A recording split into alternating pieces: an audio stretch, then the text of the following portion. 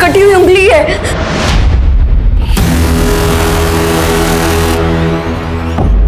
अरे रात को कोई हॉरर फिल्म देखी होगी आपने। यहाँ तो कुछ नहीं है, आपका वहम है ये। अरे चलो चलो अपना काम करो। अरे जाइए अपना काम कीजिए, चलिए जाइए काम कीजिए अपना।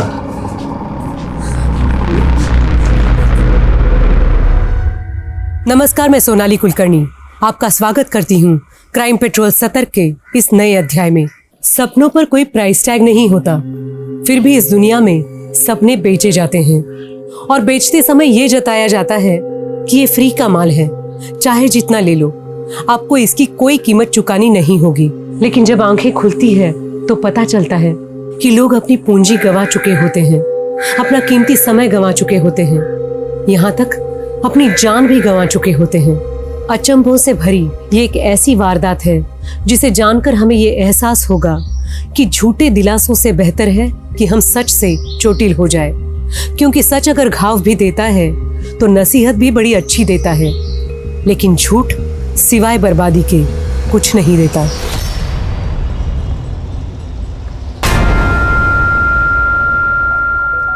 ब्रिज जी आप बस कीजिए ना। है क्या? मेरी वीडियो में अपनी आवाज रिकॉर्ड क्यों की? मैं यहाँ कमर तोड़ रहा हूँ और तू है क्या? वो ब्रिज जी, मुझे लगा कि लोग आपका ये वीडियो देखेंगे तो खिल्ली उड़ाएंगे।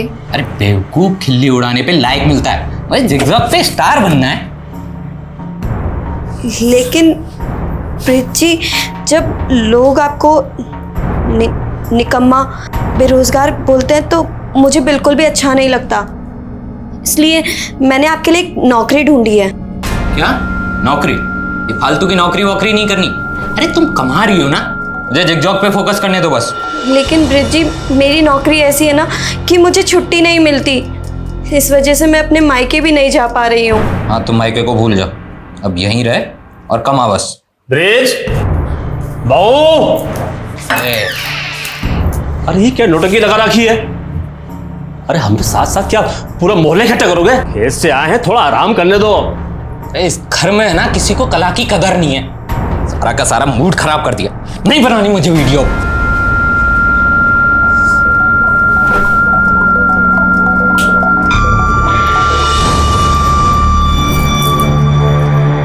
अच्छा हुआ निकल गया। बहू अब तुम भी आराम कर लो, उसका तो कोई भरोसा नहीं है, वो आए या नहीं भी आए।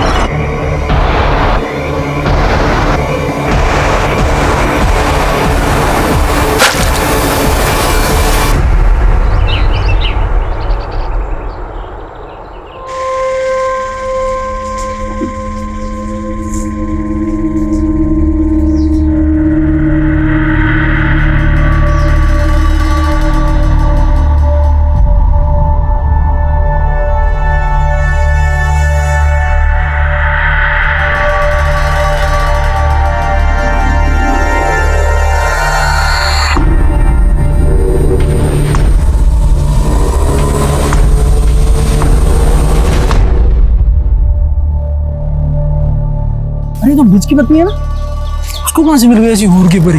कोई परी वरी ना है, ये डायन से भी ऊपर की चीज है। हमारी पत्नी बोल रही थी नागिन जैसी छाल है इसकी। अच्छा, हाँ फिर तो पत्नी के रूप में अभिशाप ले आया ब्रिज अपना है। और क्या।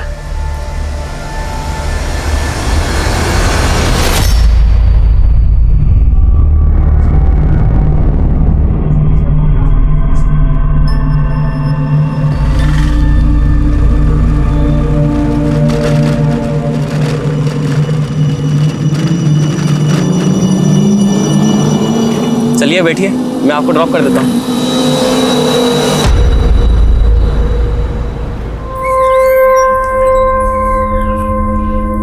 दीनू, कितनी बार बोला है तुम्हें प्याज थोड़ा छोटा छोटा काटा करो?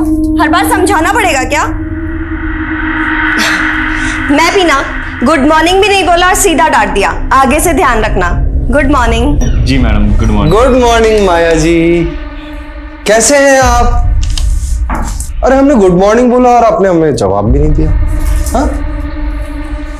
देखिए, मुझे आपसे कोई बात नहीं करनी है। नंदा दीदी को बोल दिया था मैंने। अरे नंदा दीदी तो गई, अब हमारा ही ऑर्डर चलेगा यहाँ पर। करिए पकड़ो, आज ये बनेगा। अरे खाने की डिमांड बढ़ती जा रही है आपकी, सैलरी भी बढ़ा देंगे।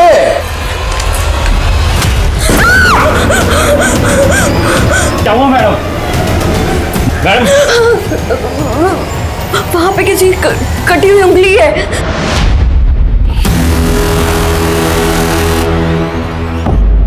अरे रात को कोई हॉरर फिल्म देखी होगी आपने। यहाँ तो कुछ नहीं है, आपका वहम है ये। अरे चलो चलो अपना काम करो। अरे जाइए अपना काम कीजिए, चलिए जाइए काम कीजिए अपना।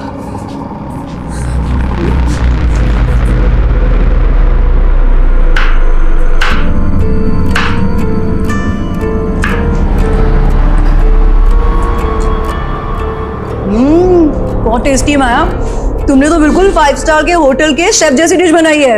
Very good, keep it up. दीदी, हाँ, ये आपके गले पे क्या हुआ? कुछ नहीं, तू जा काम कर अपना।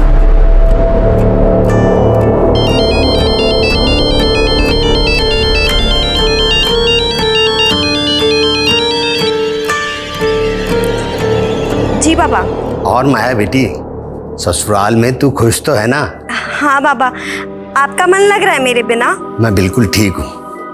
वो 15 दिन बाद तीज है। अब तेरा कोई भाई तो है नहीं, इसलिए नेक शगुन लेके मुझे ही तेरे ससुराल आना पड़ेगा।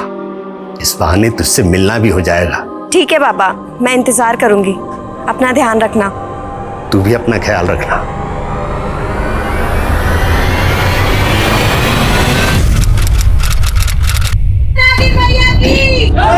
नागिन मैया की, नागिन मैया की, नागिन मैया की, नागिन मैया की, नागिन मैया की, नागिन मैया की, नागिन मैया की, नागिन मैया की, नागिन मैया की। भाऊजी, भाऊजी प्रणाम। जीते रहो बेटा। पर ये सब क्या हो रहा है? जोहरी सोने का दाम पूछ रहा है।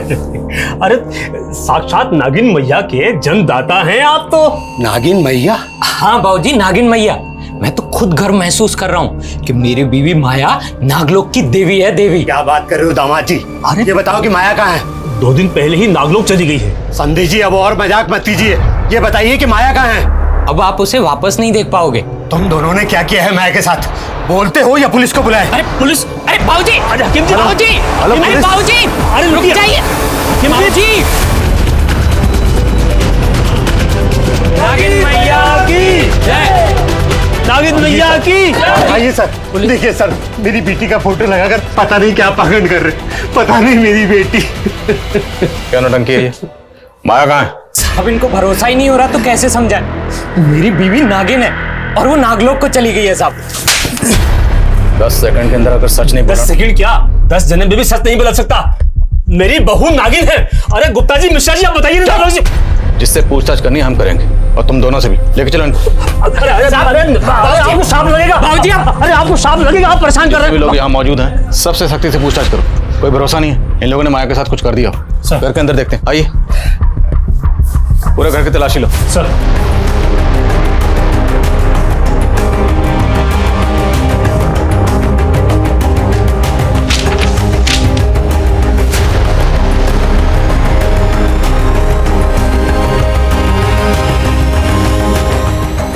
सर, अंदर से दवाइयों का बॉक्स मिला है। निकालो बाहर।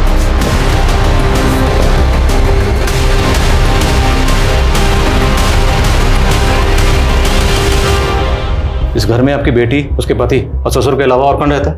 उसका देवर मुकेश। पता करो ये मुकेश कहाँ है।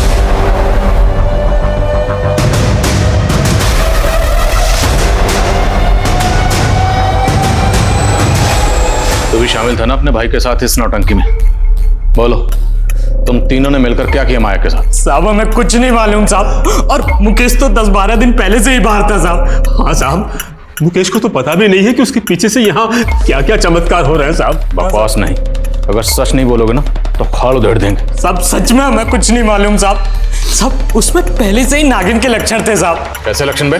साहब उसके हाथों में है ना वो दाग थे, जैसे सांप की खाल में होते हैं ना साहब। हमने तो चरम रोग समझ के उसको वैद्य को दिखाया, लेकिन उसने बताया कि वो रोग है वो लाइलाज है साहब। इस वजह से माया को हमारे मोहल्ले में तिरस्कार सहना पड़ा साहब। कोई परिवारी ना है ये, डायन से भी ऊपर की चीज है। हमारी पत्नी बोल रही थी नागिन जैसी छाल है इसकी। अच्छा, हाँ फिर तो पत्नी के रूप में अभिशाप ले आया बेचौना है। और क्या। चरम रोग की बात साहब सब जगह फैल गई, और फिर मोनी बाबा आए। मोनी बाबा? हाँ साहब, मोनी बाबा की महानता को यहाँ सब जानते हैं साहब। अभी एक सप्ताह पहले यहाँ आए थे साहब। नागिन मैया दर्शन दीजिए। बाबा प्रणाम। प्रणाम। नागिन मैया जय हो नागिन मैया, जय हो नागिन मैया, धन्य हो नागिन मैया। ये सब मूर्ख लोग हैं जो आपका अपमान कर रहे हैं। वाह, ये आप क्या बोल रहे हैं बाबा? चुप कर अधर्मी, तू और तेरा बेटा ही नहीं, तेरे पड़ोसी भी इस पाप में भागीदार हैं। इनके हाथ पे ये तेजस्वी चिन्ह देख रहे हो तुम सब, ये नागलोक की देवी है। नागलोक की देवी है ये, नागिन मैया की जय। फिर बाबा पूजा सत्कार के लिए लेकर के गए, और फिर सबको दिव्य स्वरूप के दर्शन दिए उन्होंने। नागिन मैया की जय, नागिन मैया की जय, नागिन मैया की जय, नागिन मैया की जय। तुम लोगों ने जो भी नौटंकी की, लेकिन माया कहाँ चली गई? साहब मैंने 2 रात पहले उसको कमरे में छोड़ा था। भाई विराजी, और कल से सिर्फ सुबह के 9 बजे से लेकर के रात के 9 बजे तक आपके दर्शन होंगे, जब तक आप आराम कीजिए। जय हो नागिन मैया की, जय हो जय हो जय हो। फिर जब सुबह देखा तो वो वहां नहीं थी साहब। फिर हमने मोनी बाबा से संपर्क साधा, तो बाबा ने बताया कि माया तो नागलोक चली गई है साहब। इनका नागलोक का भूत उतारो जरा। सर, माया के पड़ोसी तो उसके पति और ससुर की तरह ही बातें कर रहे हैं। उल्टा वो तो कह रहे हैं कि वो माया का अच्छे से ख्याल रखते थे, क्योंकि माया फैमिली के अंदर इकलौती ब्रेड अर्नर थी। तो माया कहीं जॉब करती थी? हाँ सर, वो होटल ड्रीम स्टार के अंदर शेफ थी। और माया का देवर मुकेश, उसके बारे में कुछ पता चला? सर, लोग बाग कह रहे हैं कि जब से ही नागलोक का ड्रामा शुरू हुआ है तब से मुकेश दिखा ही नहीं। पता करो इस मुकेश के गायब होने के पीछे क्या राज है। और ये मौनी बाबा, सारा अंधविश्वास इस मौनी बाबा का फैलाया हुआ है। इसकी कुंडली भी खंगालनी पड़ेगी। Yes sir. कम। मैंने ब्रिज का मोबाइल चेक किया, वो जिग्जॉग मोबाइल ऐप पर अपने बहुत सारे वीडियोस डाला करता था। कुछ वीडियोस तो नागिन मैया के ही थे। ये देखिए सर, इसको काफी सारे लाइक्स और व्यूज मिले। कहीं ब्रिज जिगजॉग पे फेमस होने के लिए तो ये खुराफात नहीं कर रहा। इसके बाकी सोशल मीडिया अकाउंट भी खंगालो। सर, मैं नागिन की बात नहीं करूंगा, नेवले की बात करूंगा। नेवला नागिन का दुश्मन, और हमें ये अच्छी तरीके से पता है कि कौन सा नेवला नागिन को गायब किया है, और जल्दी ही हम उसका नाम पब्लिक करेंगे। तो जानने के लिए बने रहिए हमारे चैनल अतरंगी छोकरा पर। लाइक एंड सब्सक्राइब करना ना भूलो। दिखा अभी देखना, इस वीडियो पर 1 मिलियन व्यूज और 1 लाख लाइक ना आए तो कहना मेरी जान। क्यों नहीं मुन्ना भी, आप तो छा जाओगे। अपलोड कर फटाफट।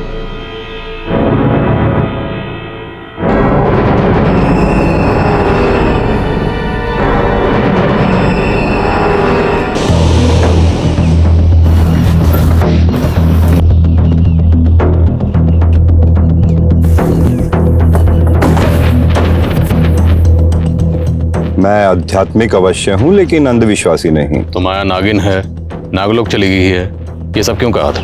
मैं उस नारी की मदद करना चाहता था और वो स्वयं यहाँ मदद के लिए आई थी। बाबा जी, अभिशाप बोल बोलकर लोगों ने मेरा जीना मुश्किल कर दिया है। मेरे पति और ससुर को भी यही लगता है कि मैं शापित हूँ। बाबा जी, मेरी मदद कीजिए ना।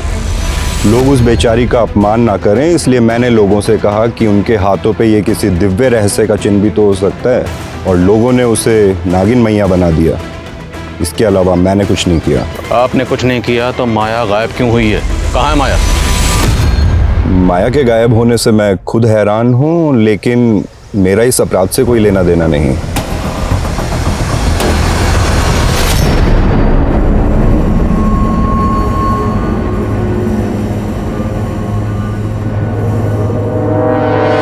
जी सर, माया हमारे यहाँ पर शेफ थी और तकरीबन 12 दिनों पहले वो मुझसे 4 दिनों की छुट्टी लेकर गई थी। दीदी मुझे 4 दिन की छुट्टी चाहिए थी। माया, तू तो जानती ना तेरी यहाँ पर कितनी डिमांड है। अच्छा, 4 दिन बाद पक्का काम पर आ जाना। हाँ ठीक है दीदी। ठीक है। वो दीदी मुझे कुछ एडवांस मिल सकता है? सर, माया मुझसे 1 महीने का एडवांस लेकर गई थी, फिर कुछ दिनों के बाद सुनने में आया कि वो नागिन बन गई है। सर, मुझे तो कुछ समझ ही नहीं आया कि आखिर ये माजरा क्या है। क्या माया के होटल के किसी भी स्टाफ के साथ में कोई दुश्मनी थी? किसी के साथ में कोई झगड़ा हुआ था? नहीं सर, ऐसा कुछ भी नहीं था। Thank you.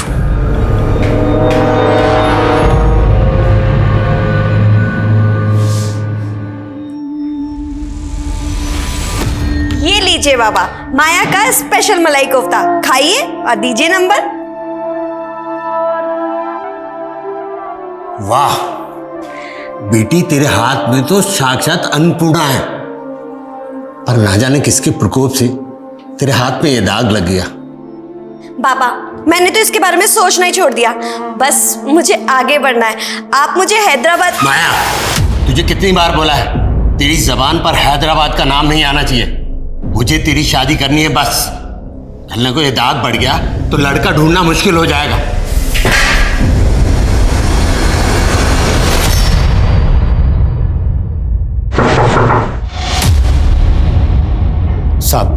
साहब मेरी बेटी मिली क्या? देखिए, हम उसे ढूंढने की हर मुमकिन कोशिश कर रहे हैं, पर हमें पता चला है कि माया को नागिन बनाने का सिलसिला 1 हफ्ते पहले से चल रहा था। तो इस 1 हफ्ते में आपकी माया से फोन पर तो बात हुई होगी?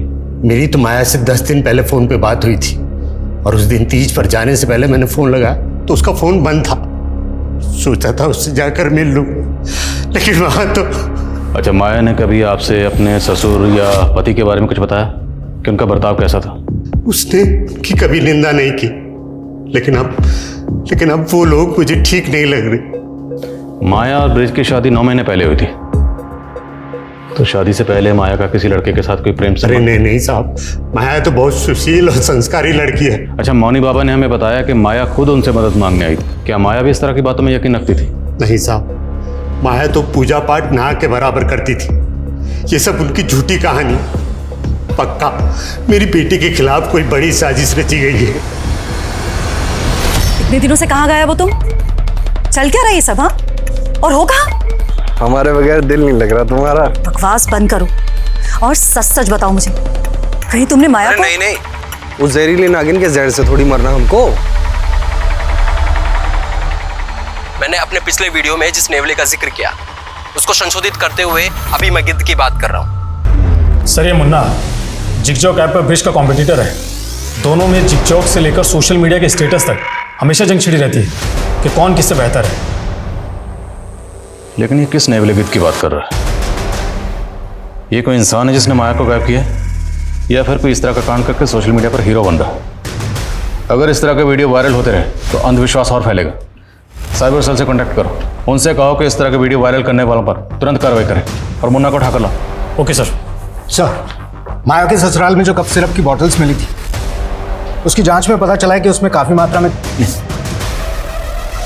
ये तो एक ऐसी ड्रग है जो बैन है, और लोग गैर कानूनी तरीके से इसका इस्तेमाल नशे के तौर पर करते हैं। बोलो, ये ड्रग्स तुम लोग कौन से पातालोक में सप्लाई करते थे? साहब वो कप सिरप तो मेरे भाई मुकेश की है साहब। वो दवा सप्लाई का बिजनेस करता है ना साहब। क्या है इसमें? कुछ नहीं बाबू, खांसी की दवाई है। मुझे भी कल से थोड़ी खांसी चल रही है, मैं पी लूं क्या? अगर इसको पी लिया ना तो सीधे ऊपर पहुंच जाओगे। अच्छा, ऐसा क्या है इसमें? कहीं तू गैर कानूनी धंधा तो नहीं कर रहा? साहब, अगर मेरा बस चलता ना तो मैं मुकेश को हमेशा के लिए घर से बाहर निकाल देता साहब, लेकिन उसको गायब कर दिया ताकि तुम लोगों के कान पर पर्दा पड़ा रहे। नहीं साहब। मुकेश कहाँ है बोलो? साहब सच में मैं कुछ नहीं मालूम साहब। सब पता चल जाएगा, थोड़ी धुलाई और करें। विशाल साहब, मेरी पूरी बात तो सुन लीजिए। तो बोल, किस नेवले और गिद्ध की बात कर रहा था तू अपने वीडियोस में? साहब, वो वीडियो तो मैंने ऐसे ही डाला था ताकि हमारे वीडियो पे ज्यादा से ज्यादा लाइक और ज्यादा से ज्यादा व्यूज आ सके। तेरा ब्रिज के साथ में 36 का आंकड़ा था, कहीं उससे जल के तो तूने उसकी बीवी को? नहीं साहब, मैंने कुछ नहीं किया साहब, मेरा कोई 36 का आंकड़ा नहीं था उसके साथ में, बल्कि ब्रिज और मुकेश जो उसका भाई है उन दोनों के बीच में 36 का आंकड़ा था। सोने पे सुहागा तो ये था सर कि मुकेश ने अपनी भाभी के चक्कर में प्रेम कुमार जैसे आदमी से पंगा ले लिया। प्रेम कुमार मेरी तो क्या, अगर मेरी भाभी पे गला नहीं डाला ना तो कहाँ डालूंगा। क्या कर रहा है? ये प्रेम कुमार कौन है? बड़ा बिजनेसमैन और एक नंबर का चमड़ी खोर है। उसको लगता था कि ब्रिज नपुंसक है तो उसकी बीवी को पटा लेगा। ब्रिज नपुंसक? हाँ, उसने सिर्फ माया से नाम के लिए शादी की थी, बाकी प्रेम लीला तो दोनों देवर भाभी के बीच में चल रही थी।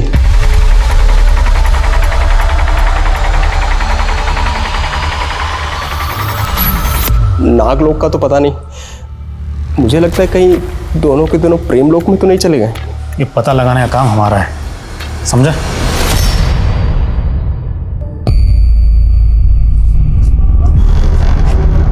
हाय संजना। मैंने तुमसे बोला है ना कि मेरा तुमसे कोई लेना देना नहीं है। संजना, तुमने ही तो मुझसे दोस्ती की थी, अब तुम इस तरह ब्रेकअप क्यों कर रही हो? क्योंकि तुम धोखेबाज हो। तुमने मुझसे क्या कहा था कि तुम्हारा गारमेंट का बिजनेस है और तुम लॉन्ड्री में कपड़े धोते हो। संजना, माना कि मैं लॉन्ड्री में कपड़े धोता हूँ, लेकिन मैं बहुत जल्दी गारमेंट का बिजनेस शुरू करने वाला हूँ। मैं बहुत अमीर होने वाला हूँ और तुमको तो मैं हमेशा खुश रखूंगा। प्लीज प्लीज संजना, मुझसे शादी कर लो। तुम्हारे जैसे आदमी को ना मैं अपना नौकर तक ना रखूं, समझे तुम? बड़े यार। सर मुन्ना जो भी बोले, माया जब गायब हुई थी मुकेश उसके पहले ही गायब हो गया था। सर कहीं ऐसा तो नहीं कि मुकेश पहले गायब हुआ और माया बाद में, ताकि दोनों के अफेयर्स पे किसी को शक ना हो। लेकिन माया को गायब करने के लिए जो नागलोक का आडंबर रचा गया ना, सबसे पहले हमें इसका राज जानना। प्रेम कुमार का कुछ पता चला? सर वो अलवर का रहने वाला है, फिलहाल गायब है। सर मुकेश भी प्रेम के लिए काम करता था, दोनों के बीच में काफ़ी कॉल्स होते थे। सर प्रेम का फ़ोन 2 महीने पहले से बंद है, जबकि मुकेश का फ़ोन 10 दिन पहले बाड़मेर में बंद हुआ था। ये तो इंटरनेशनल बॉर्डर एरिया है, तो क्या पड़ोसी मुल्क से ड्रग्स लाकर ये लोग ड्रग्स को यहाँ सप्लाई करते हैं?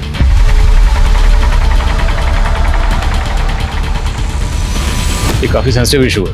प्रेम कुमार और मुकेश दोनों के डिटेल्स ATT और नार्कोटिक्स से शेयर करो। Okay sir. एक बात और सर मौनी बाबा के कई फॉलोअर्स विदेशों में भी हैं और उसने कहा था कि माया उसके पास आती है। सर मुझे तो लग रहा है कि ये माया अपनी मर्जी से गायब हुई होगी।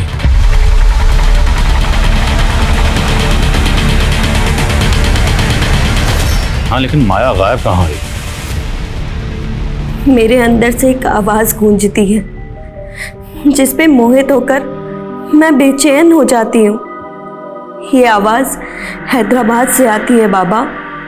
मैं खुद को वहाँ जाने से नहीं रोक सकती। मुझे माफ़ कर देना बाबा। आपकी माया।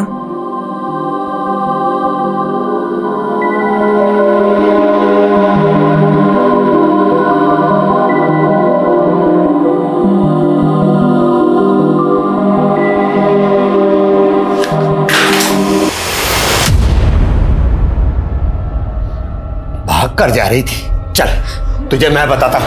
चल चल चल। कहां भाग रही थी? 2 दिन बाद तेरी शादी है और तू हैदराबाद भागना चाहती है? बाबा, प्रेम और पति का मेरे जीवन में कोई स्थान नहीं है। मैं केवल अपनी प्रतिज्ञा पूरी करना चाहती हूँ बस। जब तक तेरी शादी नहीं हो जाती तो इसी रूप में रहेगी। बाबा नहीं, बाबा नहीं, प्लीज दरवाजा खोलो बाबा।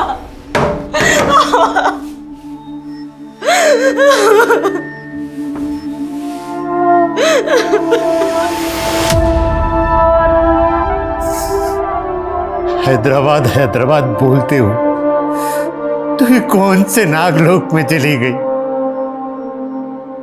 अगर तू नागिन का अवतार थी तो मुझे क्यों नहीं बताया? मैं तेरी कभी शादी नहीं होने देता। माया के पिता भ्रमित होकर अब ये सोच रहे थे कि माया नागिन ही होगी या राज कुछ और भी था। माया का पति, ससुर, देवर और प्रेम कुमार ऐसे सस्पेक्ट थे जिनके पीछे पुलिस लगातार लगी हुई थी। मौनी बाबा को इन्वेस्टिगेट करना इतना आसान नहीं था। उसके फॉलोअर्स इतनी बड़ी तादाद में थे कि पुलिस की एक भी चूक इस केस को भयानक रूप दे सकती थी। तो क्या खुद माया ये स्वांग रच के गायब हो सकती थी? पुलिस को इस एंगल में कुछ भी नहीं मिल रहा था। तो आखिर वो कौन से अपराध का लोग था जो एक जीती जागती लड़की को निगल गया था? सर एंटी नार्कोटिक्स से पता चला है कि प्रेम कुमार बहुत बड़ा ड्रग पैडलर है। सर एंटी नार्कोटिक्स सेल वाले पिछले 2 महीने से प्रेम कुमार को ढूंढ रहे हैं। और मुकेश?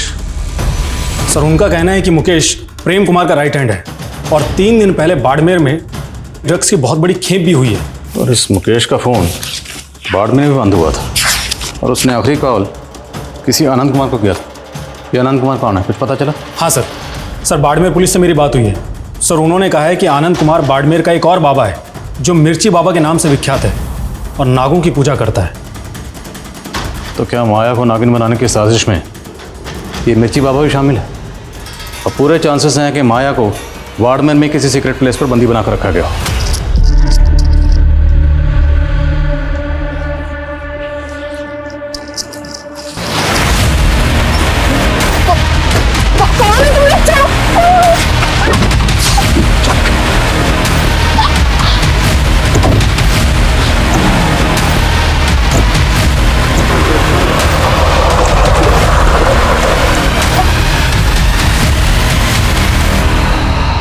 अरे साहब, मैं किसी प्रेम कुमार को नहीं जानता और ना मैं किसी माया को और ना मुकेश को।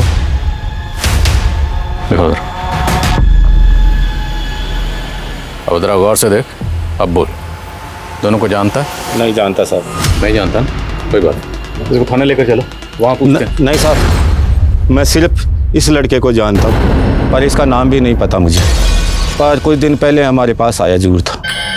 बाबा जी, मुझे एक नागिन को वश में करना है, कुछ उपाय बताइए ना। नागिन तो सिर्फ उसी के बस में आती है जिसके पास सिद्ध नागमणि हो। सिद्ध नागमणि?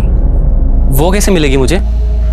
उसको नागमणि के लिए उतावला देख के मैंने सोचा कि उससे अपनी तंत्र साधना के लिए भी एक खोपड़ी का इंतजाम कर लूँ। वो सब कुछ ला देगा तो मैं उसे एक चमकीला पत्थर दे के बोल दूंगा कि यही नागमणि है। तो सब लेकर आया था?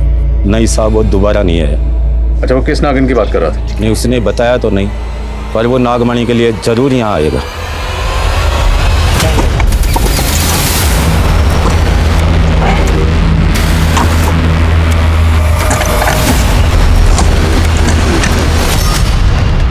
किसी को पता नहीं चलना चाहिए, हम यहाँ पूछताछ के लिए आए थे, लेकिन इस पर नजर रखो, मुकेश यहाँ नागमणि के लिए जरूर आएगा।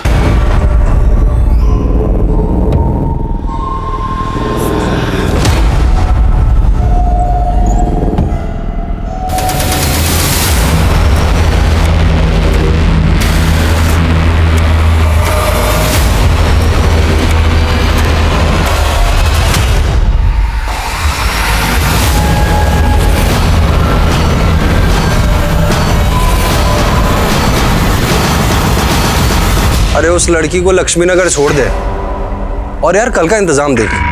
अब भाई देख, रोज रोज बासी माल थोड़ी खाएंगे, कोई अच्छी सी नई लेकर आ यार। हाँ ठीक है।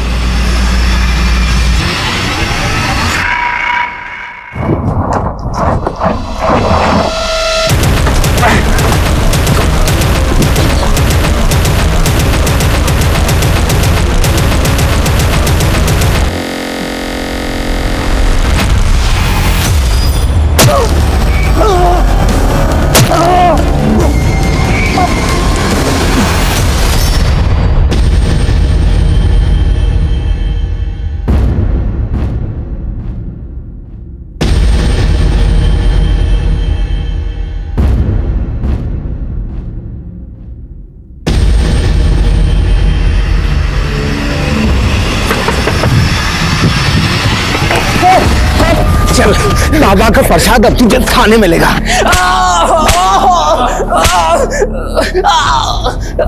माया कहाँ? सर मुझे नहीं पता माया कहाँ है। सर मैं मानता हूँ कि मैं ड्रग्स का धंधा करता हूँ, लेकिन नागमणि पाकर मैं सिद्धि हासिल करना चाहता था ताकि माया भाभी को नागलोक से वापस अपनी जिंदगी में ला सकूं। तेरा चक्कर चल रहा था ना तेरी भाभी के साथ? नहीं सर, मैं तो उनको पति के जुल्मों से बचा रहा था। सर ब्रिज उनका पति खिलाने के भी लायक नहीं है। देखो, जिगजॉग पे तो मैं छाया हुआ हूं, लेकिन माया मुझे पूरी दुनिया को बताना है कि मैं नपुंसक नहीं हूं, इसलिए तुम्हें बच्चा पैदा करना होगा। ऐसे क्या ताड़ रही है? किसी और के साथ सुला रहा हूं तुझे। फिर मुझे पता चला है कि मेरा भाई ब्रिज प्रेम कुमार को माया भाभी के साथ सुलाने का सौदा कर रहा था।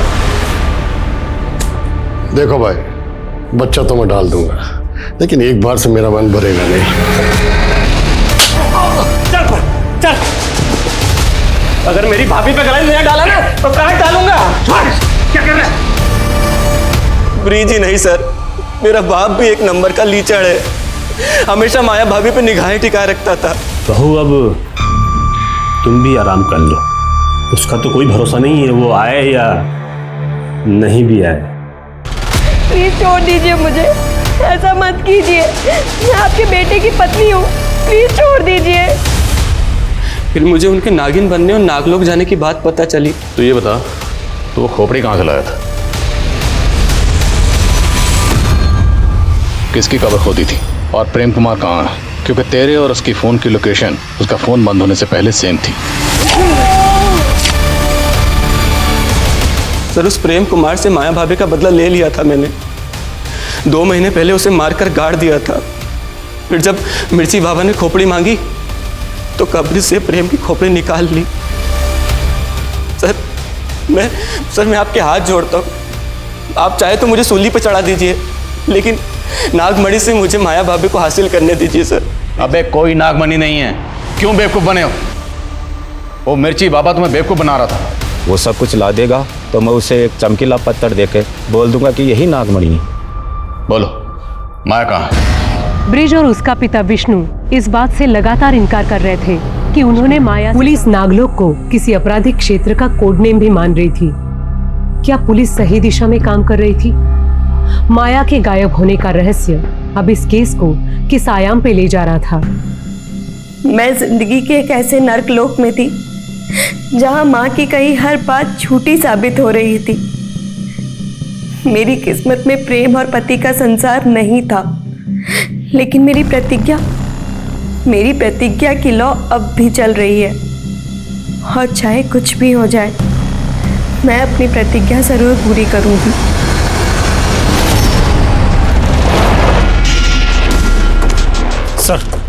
सर आपको भाई एक राहगीर ने इस आदमी की लाश को देखा। सर, लाश को देखकर ऐसा लग रहा है कि 1-2 दिन पहले इसका मर्डर हुआ है।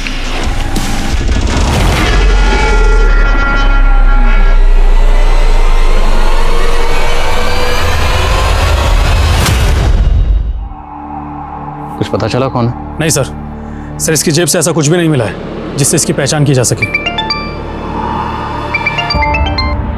बोलो। सर, माया के पिता ने अपने इलाके में अनाउंस किया है कि वो अपने घर को नागिन मैया का मंदिर बना देगा। अब वो भी ये मानने लगा है कि माया नागलोक चली गई है।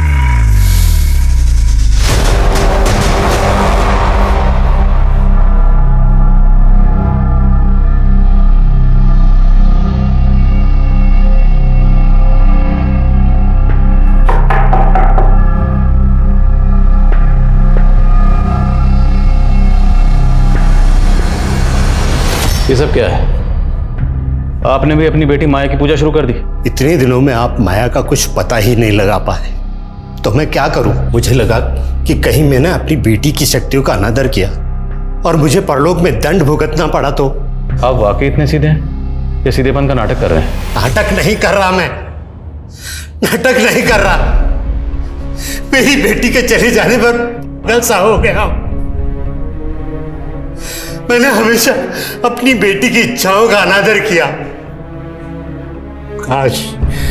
काश कि मैंने उसकी बात बहुत पहले ही मान ली होती और उसे हैदराबाद भेज दिया होता। तो हैदराबाद में ऐसा क्या? हैदराबाद में बहुत बड़ा स्कूल जहां पर कुकिंग सिखाई जाती।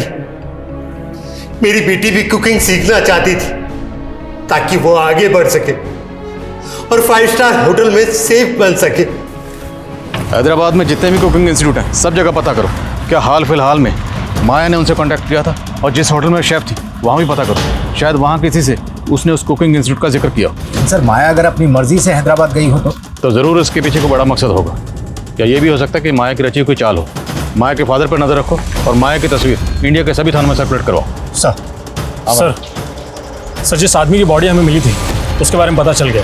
सर, उसका नाम रामेश्वर था, बड़े मोहल्ले के एक लॉन्ड्री में कपड़े धोता था। सर, रामेश्वर अनाथ था, लेकिन पूछताछ के दौरान पता चला है कि उसका संजना नाम की एक लड़की से अफेयर था। और सर ये संजना काफ़ी रईस और खानदानी लड़की है। इतनी अमीर लड़की का अफेयर एक मामूली लॉन्ड्री वर्कर से, क्या ये ऑनर किलिंग का एंगल है? संजना को बोलो। Yes sir.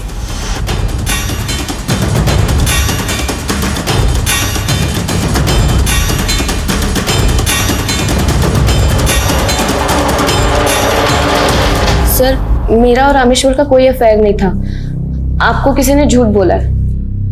कहीं आप तो झूठ नहीं बोल रहे अपनी फैमिली या किसी और को बचाने के लिए? सर रामेश्वर मुझे बहुत परेशान करता था सर। इवन उसने तो मुझे किडनैप भी। कौन?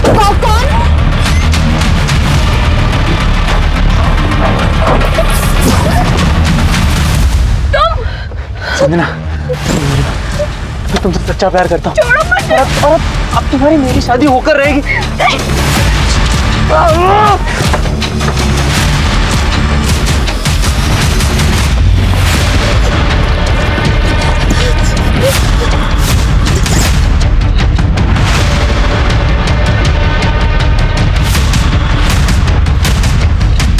अगर रामेश्वर ने आपको किडनैप किया था तो आपने पुलिस कंप्लेंट क्यों नहीं की? सर मैं बहुत डर गई थी, अगर मेरे घर वालों को पता चलता तो वो भी मुझे ही दोष देते। बोलो। सर मैंने माया के साथ काम करने वाले एक लड़के से पूछताछ की।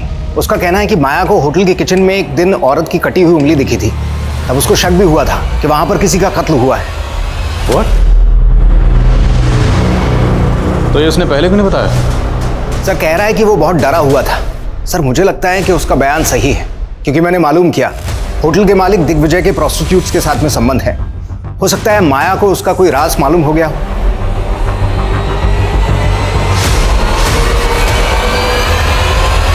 सर फॉरेंसिक टीम किचन में लेके जाए।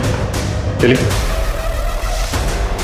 सर माया ने वो सब कुछ मुझे भी बताया था, पर वो उसका वहम था।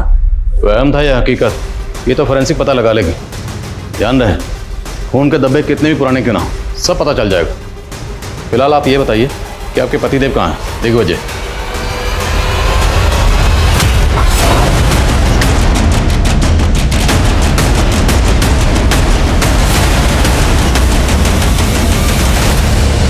तुम लोगों के होटल की किचन में खून के धब्बे मिले, किसका खून है वो? साहब हमारे यहाँ तो नॉनवेज भी बनता है, तो हो सकता है किसी जानवर का खून हो। फॉरेंसिक ने चेक किया, किसी नुक्कड़ के कसाई ने नहीं। इंसान और जानवर का फर्क समझते हैं। बोलो किसका खून नहीं? सब मैंने नहीं मारा उसे, ये सब इसकी करतूत है। सब इसे सेक्स की आदत है, जानवरों की तरह नोचता था मुझे, तो मैंने अपनी खैर मनाने के लिए प्रोस्टिट्यूट के साथ सोने को बोल दिया।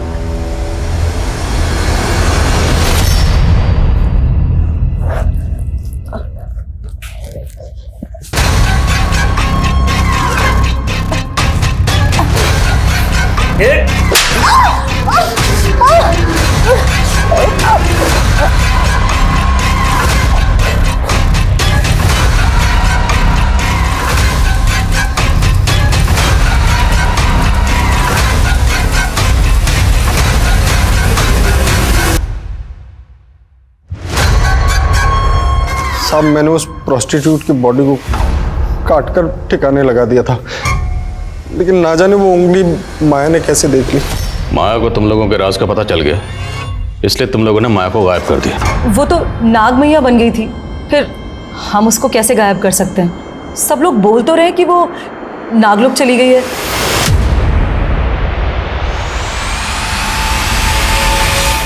सर हमने इंडिया के पुलिस हेडक्वार्टर्स और कुकिंग इंस्टीट्यूट्स में भी इंक्वायरी की, हर सस्पेक्ट को खंगाला, लेकिन समझ नहीं आ रहा है कि माया का गायब होने के पीछे रहस्य क्या है। ये सोशल मीडिया पोस्ट, ये अखबारों की सुर्खियां, ये सब के सब इस अंधविश्वास को बढ़ावा देने में लगे हो। सर काफी पूछताछ करने के बाद रामेश्वर के एक दोस्त के बारे में पता चला है, जो कि फिलहाल गायब है। कौन दोस्त? सर किरण। सर रामेश्वर के सोशल मीडिया अकाउंट पर उसका फोटो मिला। सर किरण और रामेश्वर को कई लोगों ने एक साथ में देखा था, लेकिन सर रामेश्वर के किसी भी दोस्त से किरण का कोई पता ठिकाना नहीं मिल रहा है। संजना की बात अगर सही है तो संजना की किडनैपिंग में जो दूसरा लड़का था, मुमकिन है वो लड़का ये किरण ही हो। इस किरण के लिए लुकआउट नोटिस जारी करो गाइस, इस केस में रिविजिट करो। कहीं ना कहीं कुछ ना कुछ है जो इस केस में हम मिस कर रहे हैं। हमें ये केस जल्द से जल्द सॉल्व करना है। सर,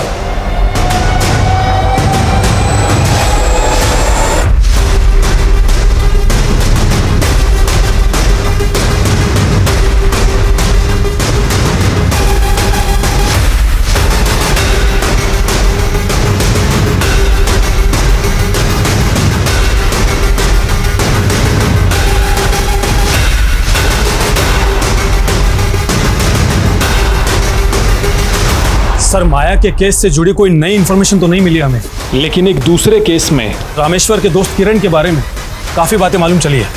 सर ये किरण एक नाटक मंडली चलाया करता था जो कि काफ़ी समय पहले ही बंद हो गई, लेकिन सर इसके एक रिहर्सल रूम के बारे में पता चला जो कि अजमेर में है। हे सागर से वाष्प बन के उड़ते बादल, उनको पहाड़ों तक गमन कराने वाली हवा, हे धरा, हे आकाश, जीवित कर दो उसको।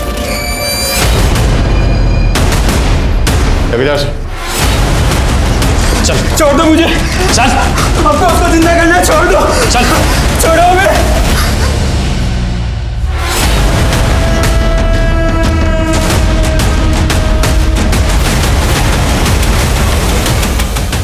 माया, तो माया को कैसे जानता है? मैं माया से उसकी शादी के पहले से प्यार करता हूँ, लेकिन हम कभी एक नहीं हो पाए। फिर एक दिन अचानक से वो मुझे मिली। प्रेम में ये जरूरी नहीं कि प्रेमी मिले, पर मैं इस नियति को नहीं स्वीकार कर पा रही कि मैं 5 स्टार होटल की शेफ नहीं बनी। और मेरी जिंदगी का सबसे बड़ा दुख तो ये है कि लोग मुझे शापित कहते हैं। वो बहुत दुखी थी। उसके पति ने उसका सौदा करना चाहा, लेकिन फिर भी वो मेरे साथ नहीं भागी। फिर उसको सहारा देने के लिए मैंने एक खुरापात की। मैं मोनी बाबा का भक्त था। उसने बोला मैं बहुत बड़ा कलाकार बनूंगा, लेकिन सब झूठ। इसलिए उसका भांडा फोड़ने के लिए मैंने पहले से उसके पापों का वीडियो बना रखा था। किस किस के साथ सोए हो हम सब बता देंगे दुनिया को। मेरी धमकी से डर के उसने माया को नागिन मैया बना दिया ताकि मैं उसके साथ में भाग जाऊं और लोगों को लगे कि वो नागलोक चली गई है। लेकिन जैसे ही वो नागिन बनी, मैं खुद उसकी प्रसिद्धि देखकर चकित रह गया और उसको वहां से भगा लाया।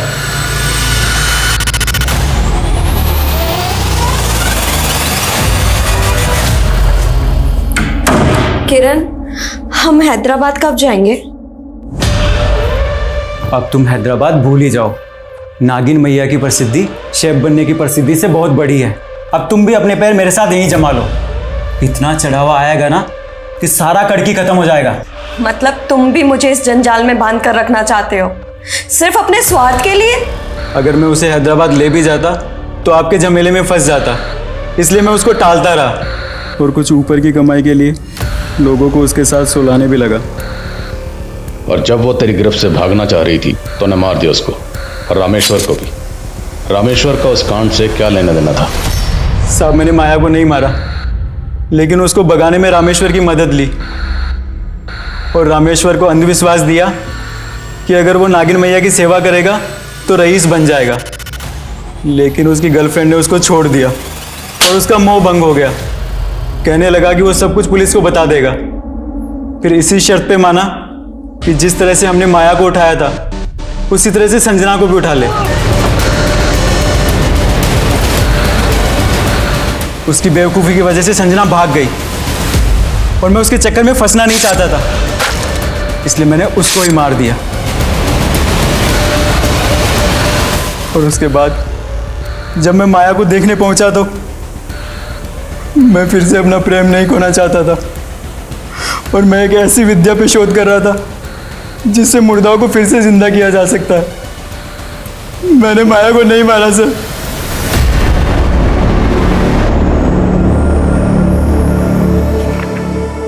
जिंदगी में मेरे हर रिश्ते ने मुझे छला है, और आज मैं ये आखिरी पन्ना लिख रही हूं। ये समय भी आखिरी है। अब मेरा संसार खत्म हो चुका है, इसलिए मैं भी खत्म।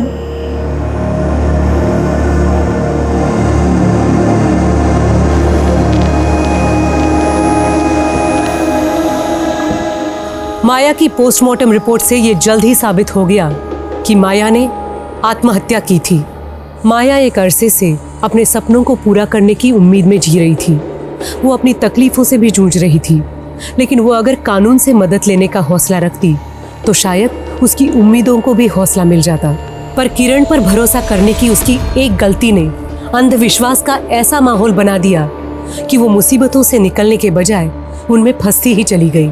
इतिहास गवाह है, अंधविश्वास हमेशा अपराध को ही जन्म देता है और फिर एक ऐसे निराशावाद का जन्म होता है जिससे मनुष्य और समाज का उत्थान रुक जाता है, जो हम सब के लिए घातक है। अब मैं सोनाली कुलकर्णी आपसे विदा लेती हूँ। फिर मिलेंगे एक ऐसे ही चौंका देने वाले केस के साथ क्राइम पेट्रोल सतर्क जस्टिस रिलोडेड में। तब तक अपना और अपने परिवार का ख्याल रखिए। आप जानते हैं हम सब एक मुश्किल दौर से गुजर रहे हैं। कृपया मास्क पहने, सैनिटाइजर का इस्तेमाल करें और सोशल डिस्टेंसिंग बनाए रखें। देखते रहिए क्राइम पेट्रोल सतर्क। जय हिंद।